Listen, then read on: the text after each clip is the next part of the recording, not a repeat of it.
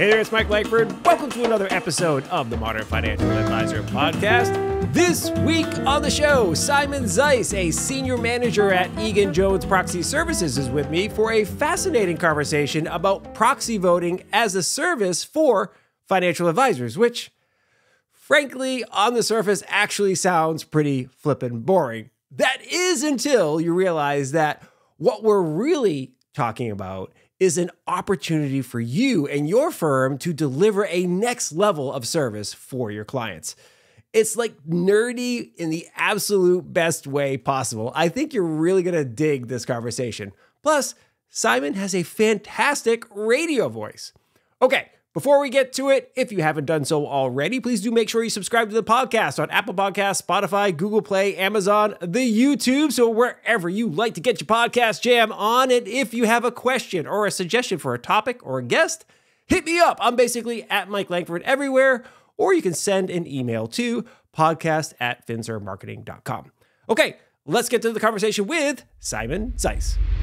Well, Simon Zais, welcome to the Modern Financial Advisor Podcast. It's so wonderful to see you. Yeah. How you doing, Dave? Thanks for having me, Mike. I appreciate it. Fantastic. I'm glad to see you as well. This is gonna be good stuff. I think we're all ready to rip today. Warmed up. Both of us are fully caffeinated, I think. I know I am. Oh yeah. So we're going. Oh yeah. Yeah. Exactly.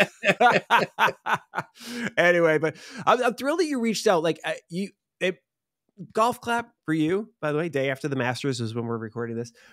I love when people do what you did. You reached out and said, hey, I think I'd be a great guest on your show. Love to talk about this type of stuff. And I actually say every time on the show, if you have a question or a suggestion for a topic or a guest, please reach out. Simon, you reached out. So thrilled you're here, man. Yeah, I'm happy. I'm happy that you responded, right? I come from a financial advisor background, right? I worked at UBS on an advisor team, on a couple of different advisor teams over my time there. And I'm now working in a world, and we're going to talk about it obviously in depth, but I now work in a world that I didn't hear a lot about when I was an advisor. And now that I work here, I think, well, we should be talking about it because it's a good way to have conversations with your clients and a good way to get more in tune with your clients and a good way to add value to your clients. So happy to be here and happy to, preach my stuff, if you will. There you go. I preach it, baby. So no, I am thrilled too, because it's actually rare, and it's rare, but it's also the type of thing that keeps me excited about this industry, right? Is that, I've been in this industry since 1994. I was a college senior. I was answering phones for mutual fund companies. And you'd think somebody who's been in this industry for 30 years now would be like, I've seen it all. But no, every once in a while, somebody reaches out or I hear about something, that's new, that's interesting. I like this. This is a really interesting conversation, and it lets me nerd out all over again. So we're going to be talking a lot about proxy voting, as people heard in my intro, and the rise of importance of proxy voting in the minds of many financial consumers, not just advisors. I think more and more consumers are thinking about this type of stuff, and we're going to dive into that concept a little later. But your company is making it easier for financial advisors to deliver on the next level of service for their clients. You provide proxy voting as a service. I think you mentioned it in your, which I like that. It's kind of like, software as a service. No, this is proxy voting as a service. Yeah, the acronyms are just getting longer and more convoluted. I know. But it makes a lot of sense. So I guess let's kick things off. So, and in your own words, tell people a little bit about Egan-Jones Proxy Services and what you do and how it works for financial advisors. Yeah. So Egan-Jones Proxy Services does three things. One, we give the advice on how you should vote. We're not saying vote this way or we're coming to get you. We're saying based on the research that we did, we think you should vote this way. And we have a number of slates and another number of different options depending on what matters most to you. So we do the guidance. Number two, we do the actual execution of the voting. Hey, that advice is great. We'd love to vote that way. Egan-Jones, can you actually pull the lever on the ballot? Absolutely. We do that. And then finally, and I think this is very hot this year with the new SEC requirements, we do NPX reporting. So for all the listeners out there, if you don't know what NPX reporting is, talk to your chief compliance officer. They know what NPX reporting is, and they're very stressed out about it right now. There's an August deadline that for the first time is hitting tons and tons of firms that previously didn't have to have to file. So on top of the guidance and the execution, we'll actually turn those votes into the report that you can submit to the SEC. It's in XML format, so it's, goofy and hard to do yourself, but that's what we do. So we do three things. We're very niche. I'd like to think we do those three things pretty well. We've got a bunch of happy clients that would agree with that, but those are the three things. So I guess, like, what's our elevator pitch? Why do we think advisors should care about this? If you are an old school stock jock that only wants to take orders and collect your couple commissions here and there, it doesn't matter to you. You're right. This you can turn it off and tune in next week. Like, you don't care. But if you are somebody who's thinking about, how can we make our clients' money work for them? How do we think about financial planning and holistic financial wealth and aligning both the portfolios and the money itself to values and goals? Then this is for you. So we help advisors have those conversations with clients. We know you care about ESG. We know you care about just purely maximizing returns. We know you're a union and you care about Taft-Hartley, right? Is the structure there. So beyond just screening and picking the investments, once they're actually in your profile, how do we execute your values against that profile? And we do that via proxy voting. I love that. So I guess what the question that seems logical to ask is, why wouldn't a financial advisor just do this stuff themselves? Like, why hire a third-party firm to do this type of stuff? Or maybe the advisor should just coach their clients like, hey, you're going to get these things in the mail. They're called proxy votes. You should do it. Why? So that second option is terrible, right? Like, if you're a financial advisor and you're saying, dude, client, just take care of it yourself. Like, you're going to get it in the mail. You should just do it. Like, that's terrible. That's the worst service. Don't do that if you're a financial advisor. But the first one, why don't you just do it yourself? There's no reason that you couldn't do it yourself, right? You could, if you wanted to, research all 510 names in the S&P 500 or all 3,000 something names in the Wilshire. Like, you could theoretically do that. However, is that the best use of your time as an advisor? Yeah. Is that where you're adding the most value to your clients? Or does it make sense, like so many other things that advisors do, to offload just a little piece of that business so that you can focus more time on the things that matter the most to building your business and the things that matter most to bringing value to your clients? Yeah. So go ahead. Listen, if you want to research proxy, who the heck am I to tell you can't? Go for it. But if you think you've got more important ways to spend your days, call us. It's a question that has to be asked. And the reason why I say that, first of all, advisors answer that question all the time. Like, why can't I just manage my portfolio myself? Well, you could, but here's why you don't want to do that, client, right? And I think the same thing is true here. And I have that conversation about producing podcasts and videos and stuff that we do for a business. Like, well, you could do this yourself, but I assure you, you don't have the same quality of editors and producers and stuff in-house that we have for you, right? So, and that's the basis of modern financial practice, right? Or modern wealth management practice is, what do you do that's differentiated, that's truly value add, and how can you make sure the most hours of your day are stacked on top of that activity? How can you get rid of all? That's why you hire executive assistants. That's why you hire service agents. That's why you hire portfolio managers, right? Is because they specialize in their thing. They take care of the stuff that you don't want to or don't have the bandwidth, so that you can focus and pull that value add lever over and over and over again. Yeah. It's better for you. It's better for your practice. It's better for your clients. Yeah. Yeah. I love it. So I'm glad we covered all the kind of like the how does this work? Why do you want to hire a firm?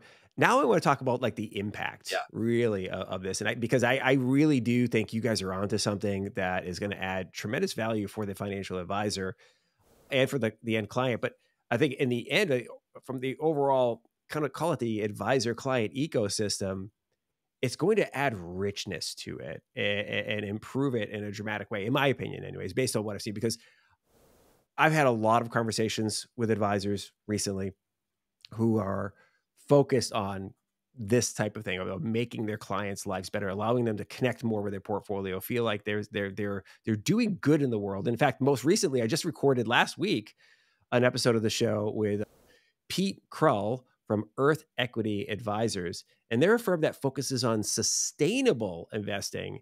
And we discuss how this theme of clients making an impact with their investments is a big deal. In fact, more and more young folks, particularly, are coming in going, hey, it's important for me to not have my money in oil, or to make sure that the things that I'm investing in are just making the world a better place, right? Yeah. Now, obviously, some of that goes with the stock picking. Like, hey, if that's what where your client is, don't let them invest in Exxon. Just have them invest in, I don't know, solar wind or something like that, right? But some of it does come down to proxy voting, right? Having a Yeah. say in, like, this is how the company is going to do business in the world. This is the type of decisions they're going to make about the future. So the thing that I keep thinking about here, Simon, is there's an education gap, right? And I wonder how you help with it, because most people know almost nothing about stocks, bonds, and mutual funds. And frankly, if you ask them, like, what's the difference between a stock, a bond, and a mutual fund, I think the average person on the street would be like, no idea. And I think you'd be surprised at how many very wealthy people don't know much about stocks, bonds, and mutual funds. Like, hey, I'm in marketing, I don't know about this stuff. I have a financial advisor, he does this. I've explained it to my wife. She lives with me 1,000 times and she still can't tell you the difference. But I think it's because she's tuned out my voice, Mike. I think that's well, there's that part too. Yeah, they don't listen to it. People don't listen to us just because they're annoyed, like the kids. Yeah. So let's be clear. Like, what can you actually vote? Right? You're talking about stocks, bonds, and mutual funds, and then we'll go back. We'll talk about Exxon, because I think oil is a really good example. So you can't vote a bond. Like, that doesn't make sense. Right. It's a debt instrument. So what you can vote is equities. If you own a share in the company, you're technically an owner of the company, and you get a vote on how the company should be run proportionate with your share of the company. Where it gets really interesting, and I think advisors should be pulling this lever as well, is when you own a share of an ETF. Well, you don't actually own the underlying companies. You're a unit holder of the ETF or of the mutual fund. And then that fund, whether it's ETF or mutual fund or UIT or whatever it may be, owns all those individual shares underneath. So when people talk about, BlackRock, Vanguard, and State Street own a third of every company in America. Yeah. Well, yeah, but they're like an intermediary, right? The beneficial owner is whoever is the unit holder of that ETF. So what we've seen over the past year and a half, let's call it, maybe 2 years, is the big three and then some of their smaller competitors open up what's called voter choice programs. So if you're a unit holder of SPY, you can go to State Street and say, hey, I know that you guys are the owner, but I care deeply about this. Can you vote my shares in all the underlying, all 504 underlying companies based off the things that I care about, right? And in State Street or SPY will give you an option. Here's where you can vote this way. Here's where you can vote this way. Here's the options that we give you. So advisors who are thinking, well, I'm an ETF advisor, like all my clients are in ETFs. Well, that doesn't mean that you can't vote. It doesn't mean that you can't express your clients' intentions and values via their portfolios, right? So those pass-through voting options are live at BlackRock, State Street, and Vanguard. At some of the other asset managers, they're live as well, but obviously there's a ton of them. I'm not going to name them. Just, look them up, call your rep or whatever. They'll tell you. And especially if you have institutional clients, your institutional clients, just because of their size, are going to have a lot of leverage with the fund companies to say, I want it voted this way or this way or this way. So just being an ETF or mutual fund holder does not mean you can't vote those shares. Yeah. So how does it look? So help me visualize this, and maybe I'll have you send over some graphics and we can share them on the video episode of the show, or put them up in the blog post or whatever. How does it look? So I'm trying to envision this. So imagine I'm an advisor. I've got a portfolio of clients, let's say 100 clients. Across that entire population, as you mentioned, maybe there's like 700 individual securities, right?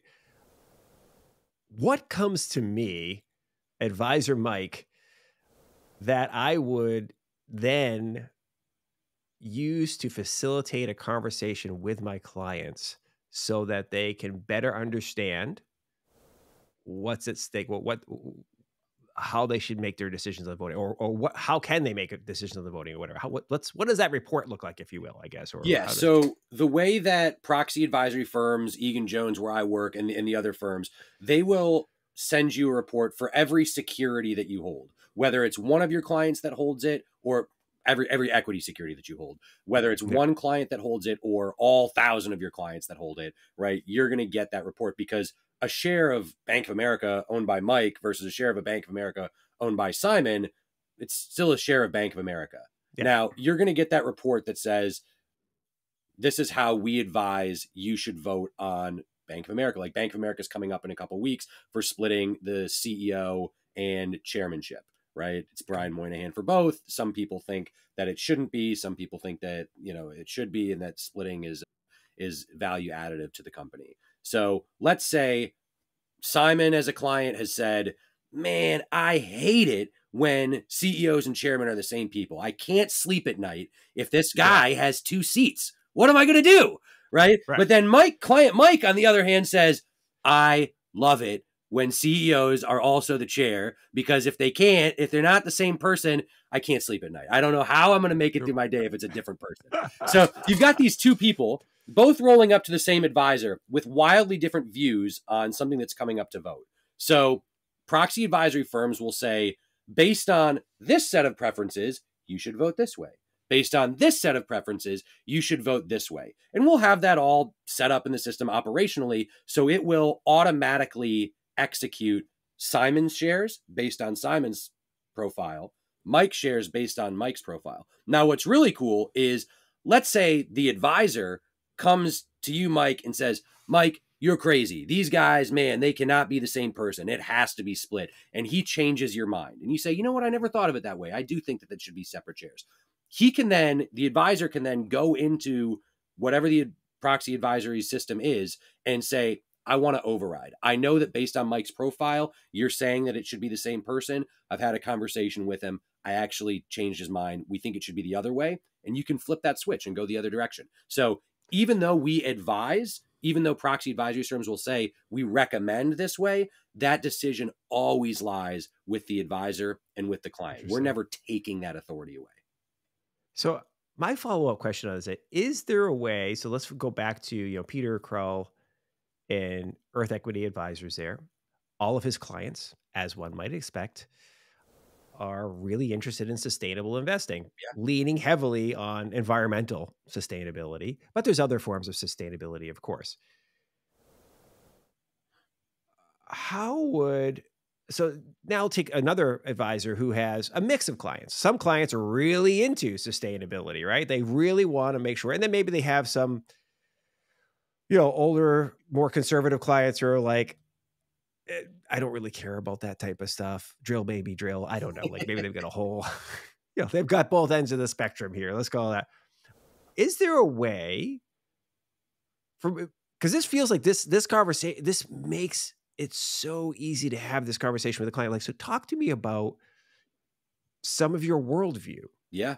And how we can make sure that your money serves your worldview, client, even if it doesn't, align with mine as an advisor. In an ideal world, you'd love to have clients who are all on the same page with you. But let's just say, hey, okay, so you really care about making sure that the money you're investing and the companies that you own shares in are not, they're being good environmental stewards. Let's call it that. Yeah. Well, actually, and this is what I was talking about earlier when I mentioned we could talk about Exxon a little bit, is proxy is a phenomenal way to have deeper conversations with your clients. So when we talk about sustainability, if a client says, I'm ESG, I want all environmental investments, like that can mean a couple different things. And there's a few ways to execute that. One is you could say, I'm so green, I don't want any oil companies at all. Yeah.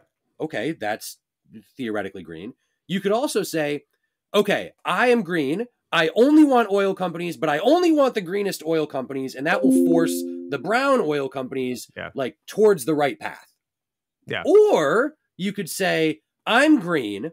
I only want the worst oil companies, and I'm going to vote every one of their proxies every single time to use my ownership stake to leverage those companies into doing better, into being better stewards of the environment. So that's what happened with Engine One and X, right? A few years ago. Like, they made tons of news because they brought down Exxon, or they changed the direction of Exxon slightly, because if they were purely, I don't want to invest in oil companies green, they never would have been able to That's right. affect that change. But because they said, I want to engage with the bad guys, or I want to engage with people that need fixing, they were able to engage with them. They were able to pull those levers. They were able to drive the change that they wanted to see in the world. So if you have a client that says, I'm green, and you say, great, I can do green investing, like that kind of ends the conversation. But if you say, well, I know you're green, what does that mean to you? And are we able to take not just the investment screening process, but the investment stewardship process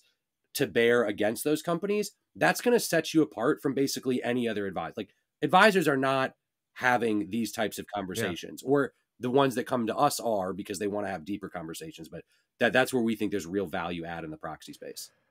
Well, if getting back to like, most clients, many clients, not most, many clients, financial consumers don't know much about how finances work, right?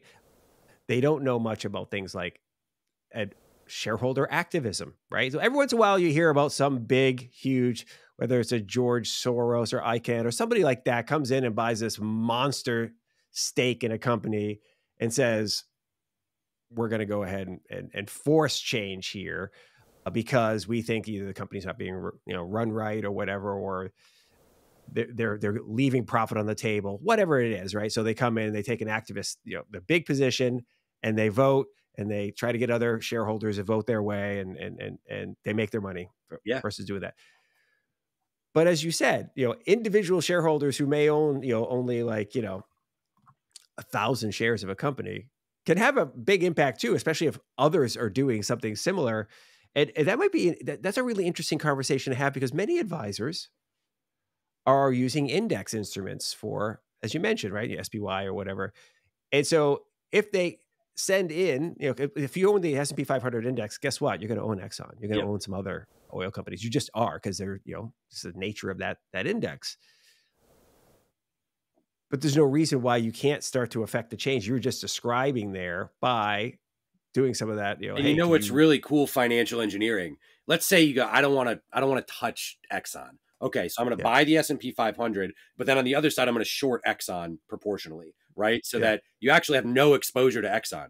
Well, via your S&P 500 index fund, you're still able to vote those Exxon shares, even though you're short. So that's pretty complex financial engineering. But there's a fun use case there. So you mentioned retail voting, and I'll share my article. We can share the article to the audience after this as well. Please come take a look at it. But the share of shares held by retail is growing and has been growing for quite some time. So 5 years ago, it was sub 30%, 29 and change or whatever. Now it's creeping up on 32. So we're not talking about a rocket ship, but over time, the proportion of shares owned by retail as compared to institutional shareholders is growing. So that's what that means is that your vote, the retail vote in general, is going to have more and more weight on how these companies behave, right?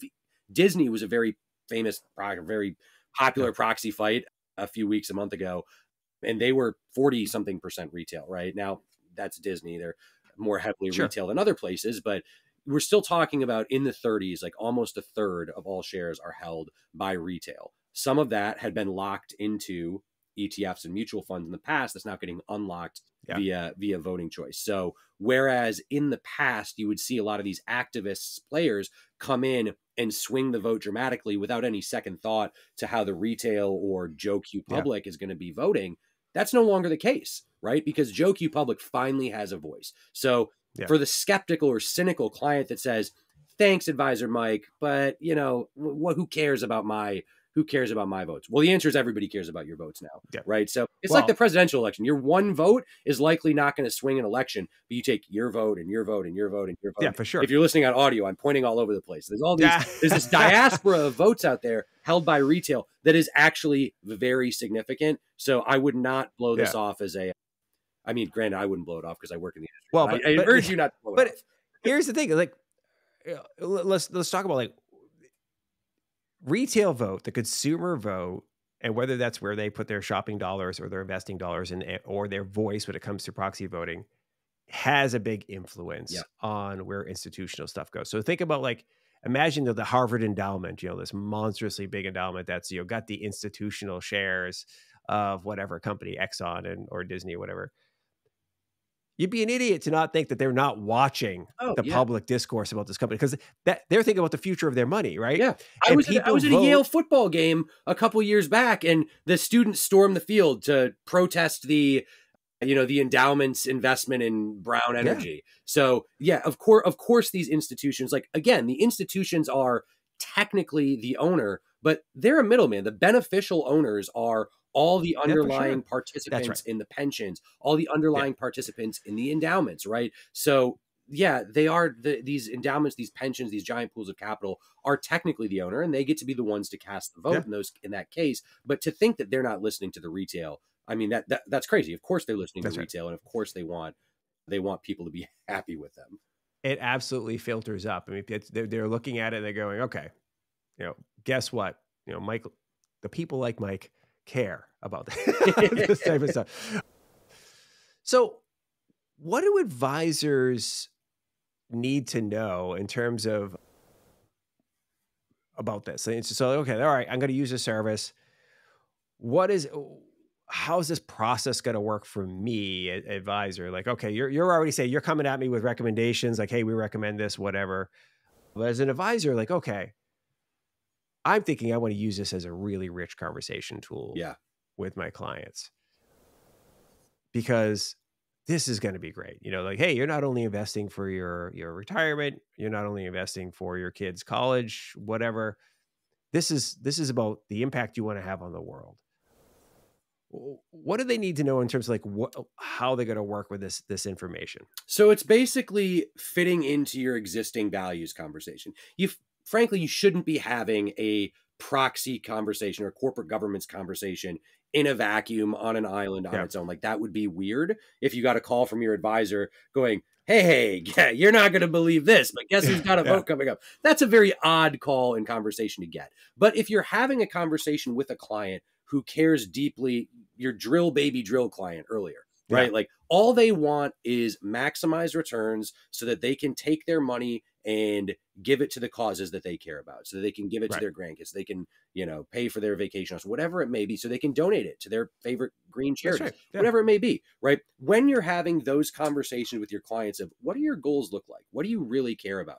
Then you can say, well, I also have this execution arm, right? So you can add it into that existing values conversation beyond, okay, we won't invest in Tesla, or we won't invest in Disney. We are only going to invest in okay, that's a screening conversation. Most people understand how that works. But now you can add in, I heard that you care deeply about oil companies continuing to do what they do best, to do value additive activities instead of distracting green activities. Yeah. Great. I heard that. I understand that. I took that to heart. Because I heard you say that, and because I understand what you need here, I think that we should do this with your portfolio once it's already set, and we should vote this way in line with what you told me. So that's how I would recommend having those conversations. So now that you've had that values conversation with your client and you've said, I'm going to be pulling this execution lever based on the values that I've heard you express to me, now you can be proactive about it. I know that BlackRock is going to be having a vote coming up based on an activist investor to split the CEO and chairmanship seats, right? So I know that Mike loves, I forget what our example is. Do you love CEO chairman? Do you hate CEO? Whatever it is, I know Mike feels strongly one way or the other about CEO chairmanships. So I can actually call Mike up proactively and say, Mike, I know that you care about this. There's a vote coming up based on what I know about you. This is how we were going to vote it. This is how we were going to affect change at BlackRock. Do you still agree with that? Do you think this is a good use of our time, effort, money, attention?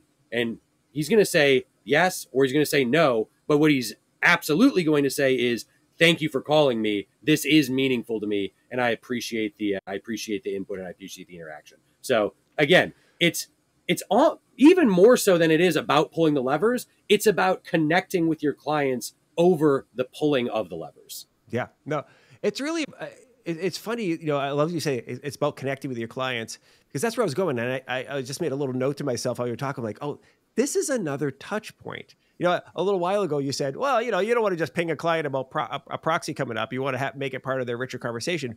But there's been a lot of data that says in order for a client to feel like the advisor relationship is really, truly valuable, you need about 20 or so touch points a year. Yeah. Like they need to hear from you. They need to feel that you're thinking about them or soliciting information from them. This is a great example. Hey, want to have a quick conversation? Or here's an email, and it's a quick little outline of some of the major proxy votes that are coming up in companies that are prominently in your portfolio. Here's what we're thinking. Please ping me if you want to have a deeper conversation on this Yep. or whatever.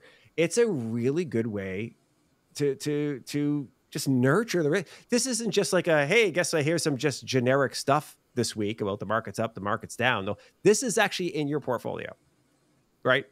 100%. These stocks, Yeah. here's some votes that are coming up your way because as an owner of these companies, you have the right to vote.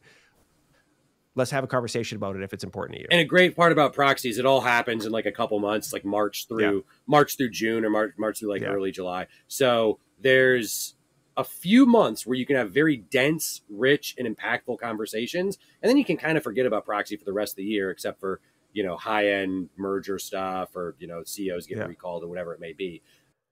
But yeah, it's for a few months. So it's not, here's a call, hey, Bank of America is coming up. Click. Here's a call, Goldman Sachs is coming up. It's, hey, here's a call, Bank of America and Goldman Sachs are both coming up on the 24th. They both have CEO chairmanship split votes coming up.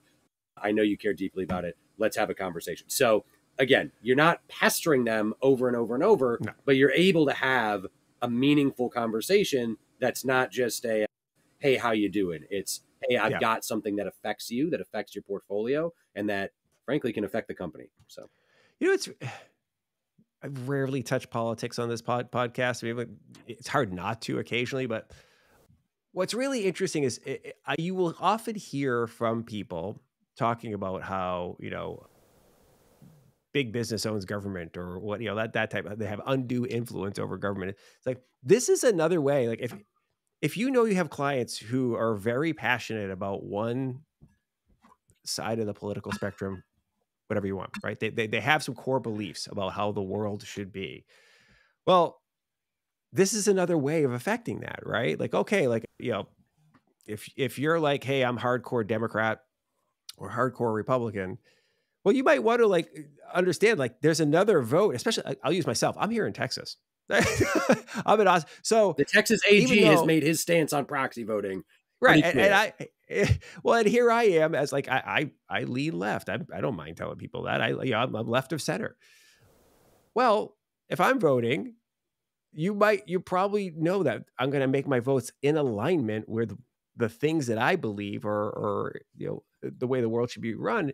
And if I knew that there was somebody who was a hardcore right-wing supporter, up for a CEO or chairman, and I had a right to vote on that, I might be like, well, here we go. That's right. Up, I'm going right? to get you. So just to be clear, we and other proxy advisors, it's not just us. We are apolitical, right? We don't have a policy that says this is the liberal policy, this is the conservative policy. Now, as you might imagine, there are trends, right? People left of center will tend to go towards an ESG policy, but obviously that's not always the case. People to the right of center will trend towards what we have called a wealth-focused policy. But again, to call it anti-ESG or anti-woke or conservative, I think that's a little bit of a misnomer because it's not that, and we're not trying to get in the middle of political fights. What we're saying with our wealth-focused policy, it is popular with red state pensions, it's very popular with conservative leading individuals. Again, it's an apolitical policy. It's saying that we are going to make sure that the companies in your portfolio are focused specifically on doing the most value additive thing that they can do. We talked about it earlier with advisors, right? Where do you add the most value? Where can you really pull that value lever over and over and over again? And we think companies should focus on the same sort of thing. Now, with oil companies, maybe that is, we need to focus on drilling, right? And there are certain externalities that will come from that, or there are certain things that will get left by the wayside as we're focused on that. But if you want to focus on those things with the returns that we're passing back to you, whether it's dividend, whether it's share price appreciation, then that's on you as the investor to take that money and allocate it as you see fit. But as that allocation comes to the company, we, the company, are going to focus on doing the most value-added activities that we can and focus solely on shareholder returns versus this kind of broader stakeholder return mentality. So that's how we kind of split our wealth focused rather, and our ESG policies. Is one is very, very focused on stakeholder capitalism. One is very focused on shareholder returns. So I think that's a better conversation. It's less landminey, and frankly, it's less likely to get your clients angry at you to focus on that versus political stuff. Well, I mean, look, I think it's good to know, right? Absolutely, because you're never going to regret knowing more about your clients. There's no situation where learning more and getting more aligned with them is a bad situation. Well, let's just use the example of somebody who is interested in sustainability, and they've been working with you for, let's just say, a decade. As they've gotten older, this stuff is becoming more important to them. They've shifted to an electric car. They're starting to really be focused on the sustainability of life for themselves, their children, their grandchildren. Like, these are things that are suddenly top of mind to them that might not have been top of mind 10, 15 years ago when they started their journey of building wealth and working with a financial advisor. If you don't have this conversation with your client, you are susceptible to waking up one day and finding out that the client has moved their money. Why? Because they talked to Pete Krull, who his whole business is focusing on sustainable investing. And they had a conversation at a cocktail party once. And client's like, why the hell is my advisor never talked to me about this? Right. Like, what the hell? What is even in my portfolio? And then you open it up and you're like, oh, yuck. Right. I don't know how often that situation is going to happen, but there's little to no downside, because again, as long as you as an advisor understand that you serve the client and that you should put your stuff in the background, if you, meaning like your client comes to you and they're paying you for good, solid financial advice. If they come to you and say, hey, I'm interested in more sustainable investing, and you come at them with like no, baby, we're all about the drill. Well, I guess now you're making an executive decision as the advisor, right? Yeah. And I think that those conversations causing money to move are more common than you're imagining. So Morningstar put out a report earlier this year, late last year, which I mentioned again in my article, which we'll share, but 32% of the time that a client leaves an advisor, it's because of, and I quote, quality of financial advice and services. 21% of the time is quality of the relationship. So that's a little over half the time. It's coming from the quality of the relationship, the advice or services. And then third, fourth, and fifth would be like cost, performance, but it's significantly lower amounts than the quality of the financial advice and services and quality of a relationship. Well, what does quality mean in this context, right? If you read into the study, they actually have values as part of the quality framework. So your clients are much more likely to leave if you've got bad value alignment. They're much more likely to leave if you're not being receptive to what they're telling you their values are. You're way more likely to lose a client that way than you are by charging 100 bips versus 75 bips. No, very few people are going to switch their portfolio because they're going to save an extra $200 a year on advice, right? The switching costs are great. It's difficult. It's annoying. But if they think that you're not aligned, or if they think you're not hearing them, or if they think you're not effectively acting on the things that they've told you are important to them, that's the reason that those people are going to move. Exactly right. No, I've seen data that backs it up. I mean, the number one reason why they a lot of times clients leave is they haven't heard from their advisor enough, right? So that the touch points is always really important.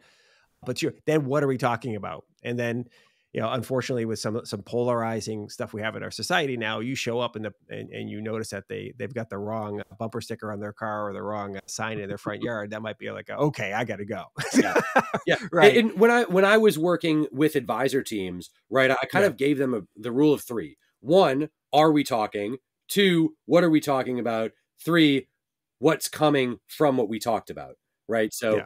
Are we talking? That's the baseline. You have to talk to your clients. If you're talking to them once a year for a portfolio review, or even once a quarter, that's not enough, right? Your client's going to forget about you in the ensuing months. Your client is not going to have you top of mind. So when advisor Mike approaches them at a cocktail party, like they're going to be receptive to that message. That's right. And so 2, what are we talking about? Is it a value? Is it a reason for them to pick up the phone the next time, right? Or have you wasted 30 minutes of their valuable time? And then 3, what actions are coming out of those conversations? So that's kind of how I talk to financial advisors. Have conversations, have meaningful conversations, and then have action or next steps off the back of those conversations to keep your client engaged longer and going forward. I love it. I love it. This has been fantastic stuff. I think one of the things I want to do to close it out, though, I just say if we have these stories, and if not, I will figure a different way to close it out, is maybe a success story, right? Like of an example. I'm not sure if you have any, like off the top of your dome of like, hey, proxy voting caused this for an advisor on the positive side. Then maybe we'll follow it up with like a cautionary tale if you have one as well. Like, hey, lack of, or maybe because of, there was also an luckily issue. I don't run into too many cautionary tales, because if an advisor is using our services, that means that they're engaging with this. So it would be kind of hard for somebody then, unless you had low EQ, I guess, to go to a client with a bad message. But we do have success stories, right? If I'm ever pitching to you, if you're listening to this and you're thinking, I would love to hear Simon's pitch, you'll see a slide with a success story. But we had an advisor, a client of ours, win a $75 million mandate from one of his clients because of value alignment. Now, was it all proxy advisor? No, that would be crazy if you won it purely off proxy. That's a wild story. If you have that, email me. I would love to hear that. But I'm pretty sure that doesn't exist. But what you were saying earlier, the end client was not getting what they needed from their current financial advisor. Whatever that means, they weren't happy. The quality of the relationship, the quality of the financial advice, they just weren't happy with it. This advisor went to that client with a story, not just of, here's how I'm going to invest your money a little bit better. Here's how I'm going to get you an extra 0.5% of alpha a year, right? Like that conversation. Okay. Some people are receptive to it, but this client, I keep calling it client, my client, this advisor went to the end client with here's what you've told us about your values. What's important to you. We hear that. Here's how we're going to incorporate that in the screening process. Here's how we're going to incorporate that in the execution of corporate governance process. And here's how we're going to incorporate that in the divestment process as well. Not just selling out of companies to reposition, but as we're thinking about how we need to withdraw funds from your portfolio to fund these goals, values, objectives, whatever you're calling them in your practice, he had that 3-stage solution. I know we didn't talk a lot about the divestment process today, but that's how he positioned it. Proxy advisory was a piece of that. He highlighted the Egan-Jones. He highlighted the Egan-Jones wealth focused slate. That's what they cared a lot about, was the wealth focused slate. And he was able to close on that $75 million opportunity. So again, not all us, but I would like to think we played a part of it. And we do share that story. But it certainly can make you stand out, right? And that's like one of the things like I always tell people, like, look, you're kind of in a commoditized business as a financial advisor. We all sell the same stocks, bonds, and mutual funds, right? They have access to all the same universe of investments, right? On average, you're probably charging about the same price as other advisors in your community. Okay, so if they all can do about the same thing you do, why are they choosing you? It's not because of your location, like, well, you're just closer to my house. It's choosing you because there's something about you. It's something about the conversation. They felt better. They felt more confident when they talk to you, or they felt like your values aligned, right? Like, and that's increasingly important for a lot of investors, especially when they become the awareness of my money is a reflection of can be a reflection of my values, right? And so there's more return on investment than just the actual return on investment, dollars and cents wise. Because by the way, you could probably make the same amount of money with different types of portfolios. As you mentioned, a more ESG focused, sustainable focused portfolio versus as we were saying, it's just a drill baby drill type portfolio, for lack of a better description. You'll probably get the same return on both, right? So now the question is, which one is more aligning with what you want to achieve in life? And having those types of conversations is really important. Yeah. So we talked about the reason financial advisors get fired, right? Quality of financial advice and service and quality of relationship. That's 50% of the fire. So just turn that around. How can you provide better quality of financial advice and service? How can Yeah. we provide better relationship management? Oh, by the way, our performance is good. Our costs are in line or lower than everybody else, and you're going to get good customer service. But Yeah. how are you really providing better quality relationships? And, Awesome. I hope after 45 minutes of listening to me yammer on about corporate governance that you think that this is an effective way to do that. And we would love, No, I think we'd love to be part of that story.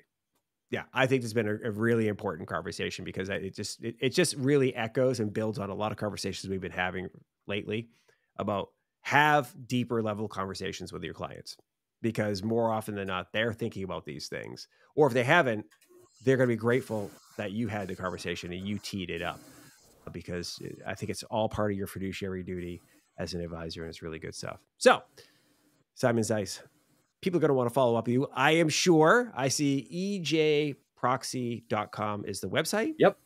Where else are you hanging out? How else can people follow up with you? You guys have a podcast. You guys have a video show you're putting out there.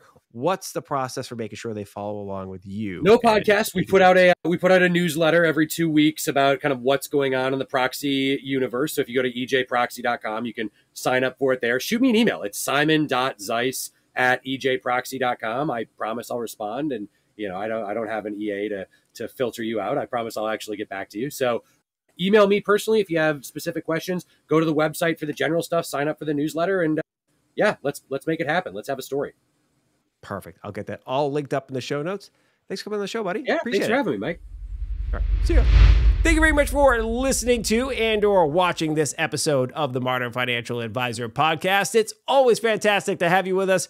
Huge thanks to Simon Zais for reaching out and raising his hand to come on the show. He actually listened when I put out the call for if you have a question or a suggestion for a guest or a topic for the show. He's like, I'd like to be a guest. Have me on the show. We chatted and you got it. Awesome, awesome stuff. So I learned a ton from this conversation, and I hope you did as well. Thank you very much, Simon. Okay, that's all I have for you today. I hope you have a great rest of your day, and be nice to each other. We'll see you next time on the Financial Advisor Podcast. See ya. Bye.